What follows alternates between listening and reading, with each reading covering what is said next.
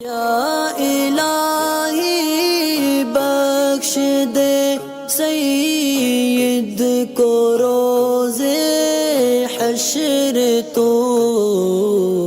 ہم اہل سنت کے پیچھے نماز پڑھنے کو جائز سمجھتے ہیں۔ میں خود اس پہ عمل کرتا ہوں، صرف تقریر نہیں کرتا۔ جب کبھی ایسا ہوتا ہے اہل سنت عالم کھڑا ہوا ہے تو میں اس کے پیچھے نماز پڑھتا ہوں، ہاتھ کھول کے پڑھتا ہوں، سجدہ رکھ کے پڑھتا ہوں،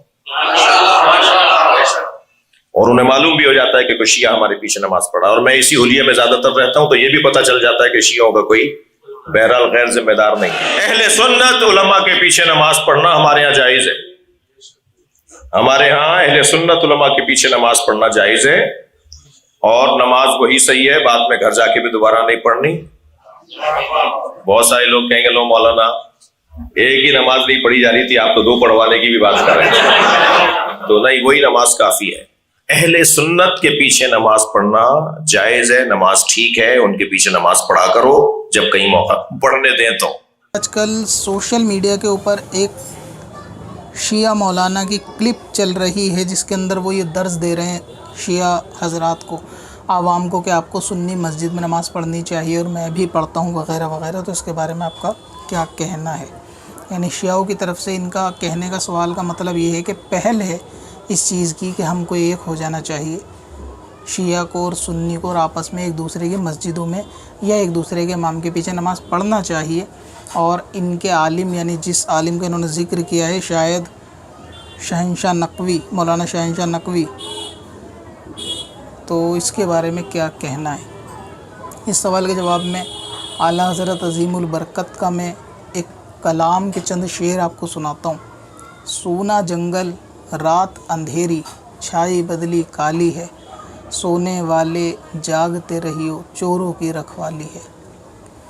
آنکھ سے کاجل صاف چرا لے، یوں وہ چور بلا کے ہیں، تیری گٹھری تاکی ہے اور تو نے نیند نکالی ہے۔ یہ جو تجھ کو بلاتے ہیں یہ ٹھگ ہیں، مار ہی رکھیں گے، ہائے مسافر دم میں نہ آنا، مت کیسی مت والی ہے۔ کسی شخص کا یہ کہنا کہ ہم اس کی مسجد میں نماز پڑھتے ہیں ان کو بھی پڑھ دینا چاہیے، تو بہتر یہ ہے سب سے پہلے ان صاحب کو اپنے باطل نظریات اور عقائد سے اعلانیہ توبہ بھی کرنی چاہیے۔ ایک شخص وہ ہے مثال کے طور پہ کہ وہ یہ کہتا ہے کہ نبی صلی اللہ تعالیٰ علیہ وسلم کے بعد میں نبی ہوں، پھر وہ کہتا ہے کہ آؤ چلو ہم سب ایک ہو جائیں، لڑائی جھگڑا چھوڑو۔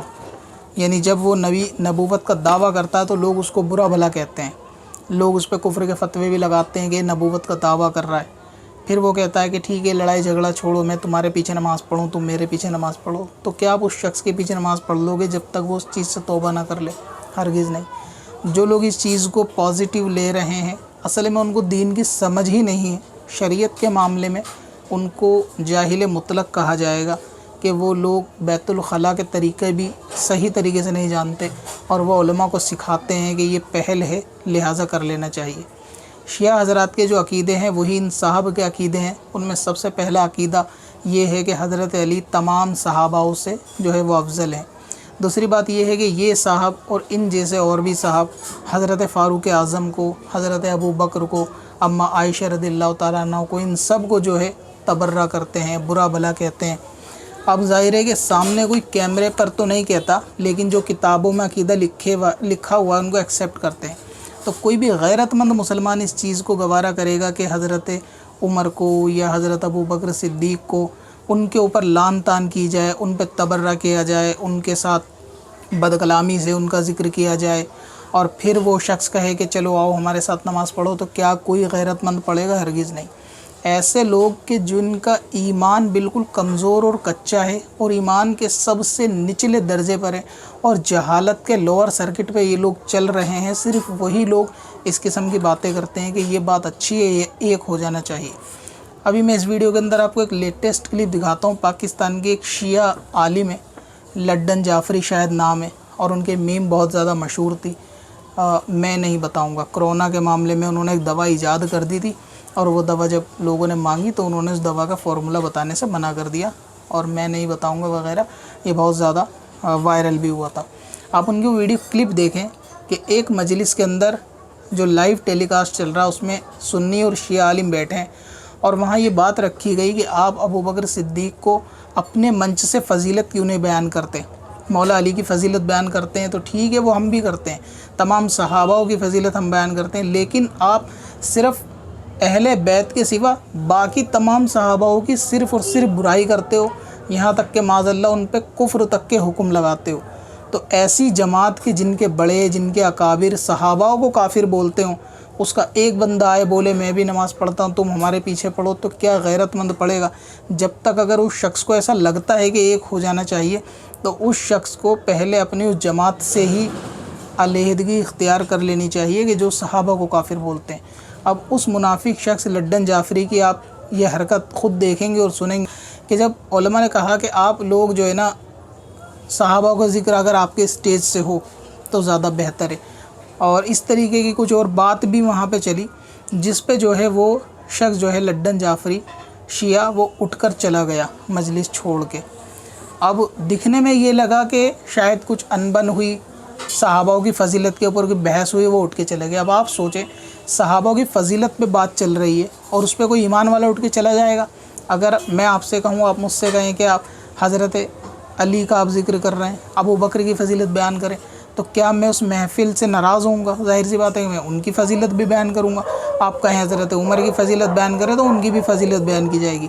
لیکن وہ شخص مجلس سے اٹھ کے چلا گیا اور بعد میں اس نے اپنے ایک بیان کے اندر اس بات کا اقرار کیا کہ میں ابو بکر کا نام سنتے ہی مجلس چھوڑ دی، یہ میری ان پہ تبرہ کرنے کا، یعنی ان سے دشمنی نکالنے کا ایک طریقہ ہے یہ ہمارا۔ اور اس پہ اس جماعت میں جہاں یہ بیان وہ بندہ کر رہا تھا تو وہاں کے لوگ خوش ہو رہے تھے۔ اب آپ سوچیں کہ کتنے اعلیٰ درجے کا خبیث تھا وہ، کہ وہاں لوگوں کے اندر بیٹھ کر اس بات کو اس نے کہا نہیں کہ یہاں ابو بکر کی بات چلنے لگی تو میں اٹھ کے جا رہا ہوں، بس وہ اس نے یہ دکھایا کہ یہاں ضد بحث چل رہی ہے میں اٹھ کے جا رہا ہوں۔ یہ چیز اس نے کیمرے پہ دکھائی، لیکن بعد میں اپنی مسجد میں بولا کہ ہم ابو بکر کا نام سن کر اگر میں وہاں ان کو کچھ کہہ نہیں پایا لیکن ان کا نام سنتے ہی میں اٹھ کے چلا گیا، یہ بھی میرا ایک انداز تھا، یہ بھی میرا ایک اسٹائل تھا، مطلب ان سے دشمنی ظاہر کرنے کا۔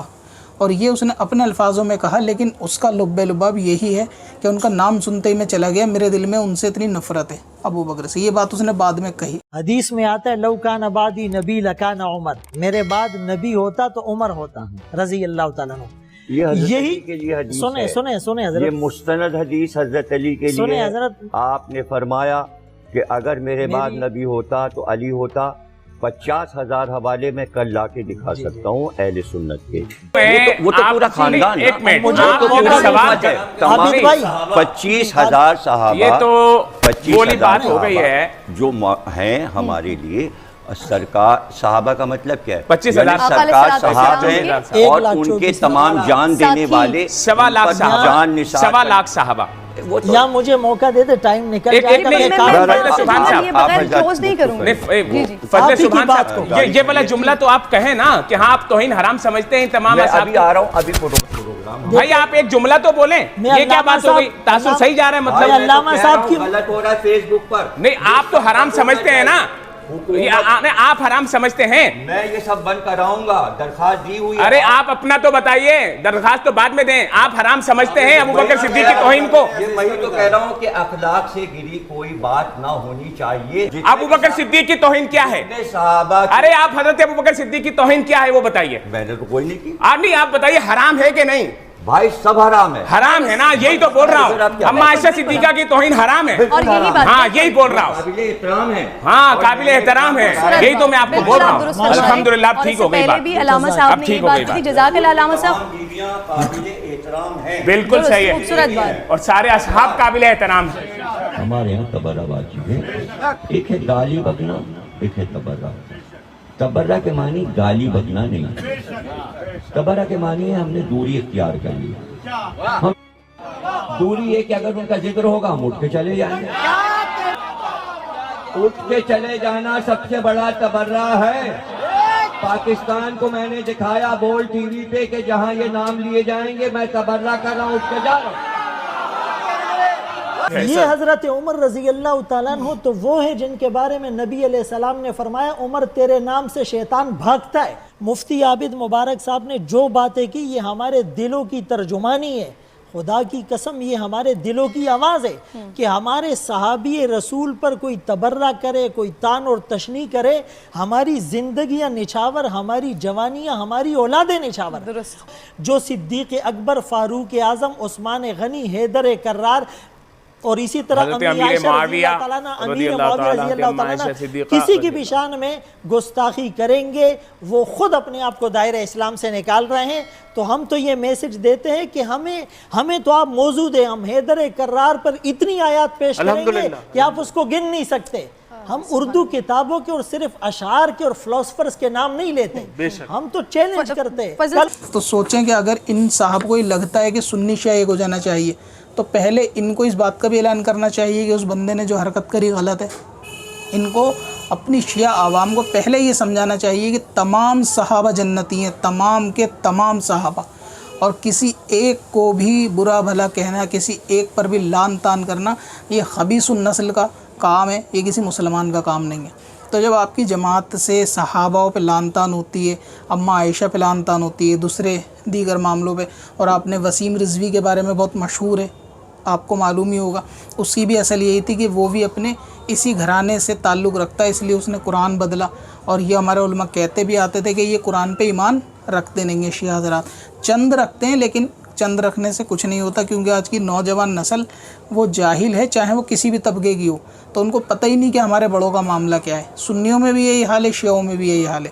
تو وہ جو شیعہ آج کہہ رہے ہیں کہ ہم کو تو معلوم ہی نہیں ہے کہ ایسا ہے، لیکن ان کو نہیں معلوم یہ وسیم رضوی جو ہے وہ اسی کا ایک نتیجہ تھا کہ قرآن پاک مکمل کتاب نہیں ہے اور اس میں چینج کی گئی ہے، کیونکہ شیعوں کا یہ عقیدہ ہے کہ قرآن پاک مکمل کتاب نہیں ہے. اب ایسا شخص کہ جو قرآن پاک پر ایمان ہی نہیں رکھ رہا اور اس میں بھی اس کو شک ہے کہ اس کو چینج کر دیا گیا، فرشتے سے غلطی ہو گئی، حضرت علی پہ نازل ہونا تھا، یہ آیت میں چینج ہو گئی، حضرت عثمان نے اس میں سے آیتیں نکال دی، حضرت علی کی فضیلتیں نکال دی، اس طریقے کی بات کرنے والا پھر آپ کہتے ہو جی ایک ہو جاؤ، تو کیا اس کے پیچھے نماز ہو جائے گی؟ جو قرآن کا منکر ہو، صحاباؤں کی عظمت کا منکر ہو، صحاباؤں پہ لعن طعن کرنے والا ہو. تو یہ ساری باتیں ہوتی ہیں جب آدمی دین کا علم رکھے گا، ان چیزوں کو دیکھے گا، جانے گا، سمجھے گا، تو اسے پتہ چلے گا کہ اگر دنیا میں آپ کے باپ کو بھی کوئی گالی دے نا تو آپ اس کے ساتھ بھی اٹھنا بیٹھنا کھانا پینا پسند نہیں کرو گے، اور آپ حضرت فاروق اعظم، حضرت ابو بکر پر لعن طعن کرنے والوں کے ساتھ بڑی محبت کا اظہار کرتے ہو جی آپ ایک ہو جاؤ. اگر ایک ہونے والی بات ہے تو پہلے اس کفریات سے توبہ کرنی پڑے گی اور اس کے بعد یہ درس دیتے ہوئے بندہ اچھا لگے گا کہ چلو ایک ہو جاؤ. یعنی یہ ویسا ہی ہے کہ گو میں کھڑے ہو کے کوئی بندہ غسل کرنے کا درس دے کہ وہ خود گو میں سنا ہوا ہے اور دوسروں کو بتا رہا ہے کہ پاک کیسے ہوتے ہیں. تو اسی لیے یہ ساری ویڈیو، یہ فرضی واڑا، یہ صرف سوشل میڈیا کے اوپر ویو حاصل کرنا، ویو گین کرنا، اور لوگوں کے اندر جو ہے نا اپنی ایک طریقے سے شہرت حاصل کرنے والی بات ہے کہ دیکھو ہم کس طرح پہل کرتے ہیں، اور اس کو پہل نہیں کہتے. ہمارے علماء کا آج بھی یہی معاملہ ہے کہ اگر آپ اپنے کفر سے توبہ کر لیں تو ہمیں اپنانے میں کوئی حرج نہیں، لیکن کفر پہ رہتے ہوئے بندہ بولے ایک ہو جاؤ، یہ تو بالکل جاہلوں والی بات ہے. دین کے اندر ہر تیتر بٹیر یہ سب نہیں چلتا. قرآن کہتا ہے کہ ایمان والو اسلام میں پورے داخل ہو جاؤ، ایک پیر اس ناؤ میں ایک پیر اس ناؤ میں، یہ والا بندہ جو ہے نا وہ نہیں ہو سکتا.